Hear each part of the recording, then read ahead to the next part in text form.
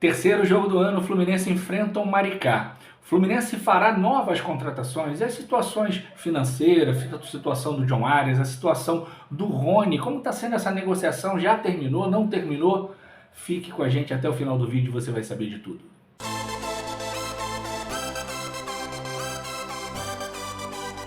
Fala galera, saudações tricolores, tudo bem com vocês? O Fluminense volta a campo neste sábado às 19 horas em Moça Bonita para enfrentar o Maricá. Depois de um empate, uma derrota contra dois pequenos, um terceiro pequeno, embora líder do campeonato até agora, é o adversário do Fluminense que não deve ter muitas alterações no time que vai a campo.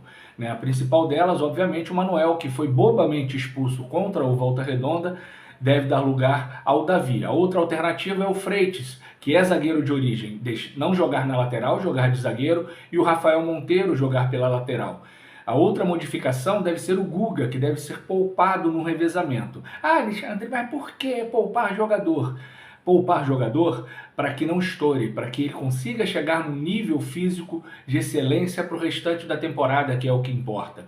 O Campeonato Carioca não vale absolutamente nada, é um peso maldito no calendário que continua existindo, embora já devesse ter acabado há mais de 20 anos. Então o Fluminense deve ir a campo com Vitor Eudes, com Felipe Andrade na lateral direita, com o Inácio, o Davi, o zagueiro Davi e o Freitas.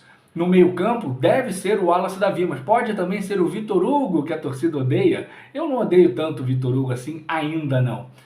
O Nonato e o Isaac. E o ataque com o Riquelme, com o João Neto e com o Paulo Baia, o ataque de 0 gol em 2 jogos, mas com a expectativa de entrada, talvez no segundo tempo, do Cauã Elias, que o Cauã Elias retornou antes das férias e treinou junto com o Grupo 1.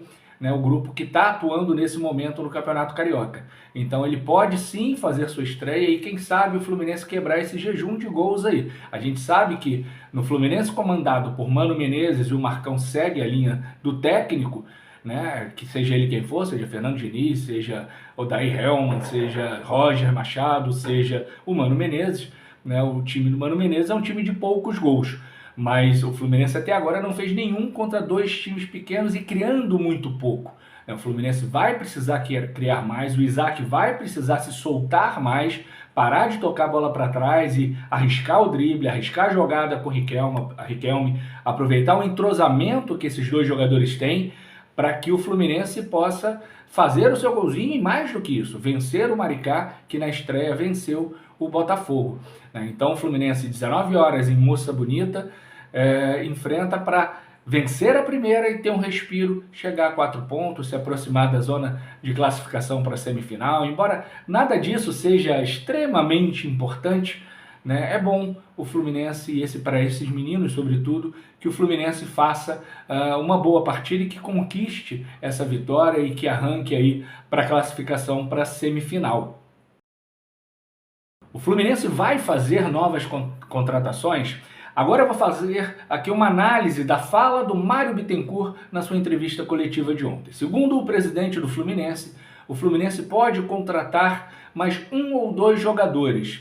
E aí eu já vou interligar com a questão financeira, porque muita gente está dizendo, o Fluminense está contratando, está gastando, como que vai pagar? O Fluminense tem uma situação financeira ainda muito delicada, embora hoje, segundo o Mário, com maior equilíbrio. E o Mário Bittencourt deu a informação de que com as saídas, mesmo com as chegadas desses jogadores, nesse balanço de chegada e saída, o Fluminense tem hoje a mesma folha de pagamento, o mesmo valor do ano passado. Só o Felipe Melo, quando chegou em 2022, deram a notícia de que o salário seria de R$600 mil por mês.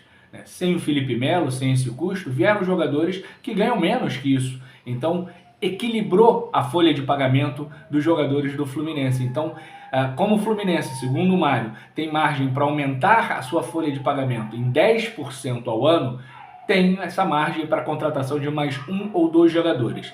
Agora, isso é o que ele disse. O que eu acho que o Fluminense está sim no mercado buscando mais 1 ou 2 jogadores e que eles vão chegar. Quem? Não sabemos. Segundo o próprio Mário, ele mantém sigilo para não inflacionar a negociação. Seria o Rony? Torço que não. Não gosto do Rony. Mas se ele vier e performar, ótimo. Mas eu torço que não seja o Rony. Acho um jogador caro, né, e que entrega pouco. A torcida do Palmeiras odeia o Rony, né, para vocês terem uma ideia. Né? Então, acho que vem mais um ou dois jogadores. Se fosse para apostar, apostaria em mais uma contratação, mas não sabemos quem é.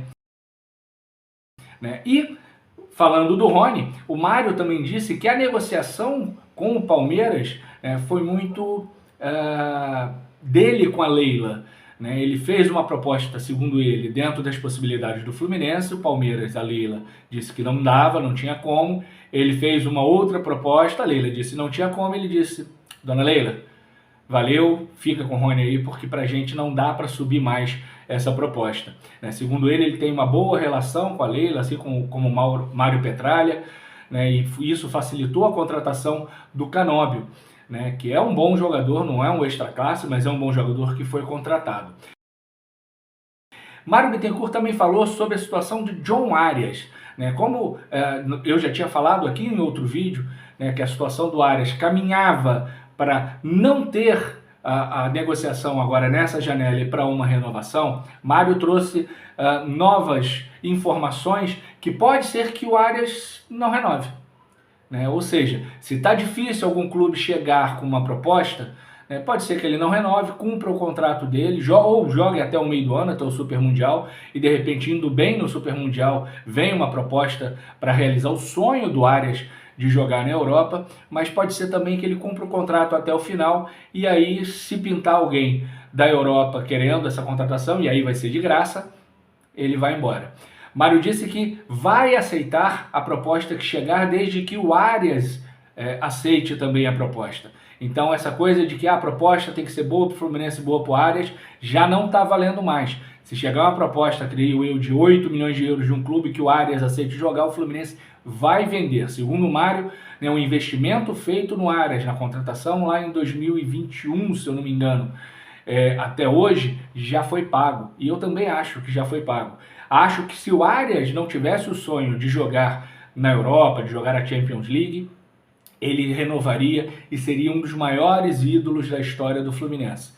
Estaria no patamar de Assis, de Washington, de Castilho, de Fred, de Romerito, porque o colombiano respeita muito o Fluminense, joga muita bola, conquista títulos, faz gols, né? Tem, embora seja muito tímido, muito reservado, né? Ele tem carisma e poderia ser um grandíssimo ídolo. Aliás, ele já é um ídolo do Fluminense. Mas ele tem o sonho, e segundo o Mário, a questão não é financeira, porque a proposta de renovação do Fluminense era muito boa. Ele não fala em cifras, mas especula-se em torno de R$1 milhão por mês. Né? Então a questão do Arias não é pegar dinheiro de uma contratação ou outra e colocar para o Arias renovar, porque não é o dinheiro que está movendo o Arias, é o sonho de jogar na Europa, de jogar a Champions League. Né? E só que ele já tem 28, vai fazer 28 anos, e dificilmente um time da primeira prateleira contrata um jogador de 28, 29 anos. Muito difícil.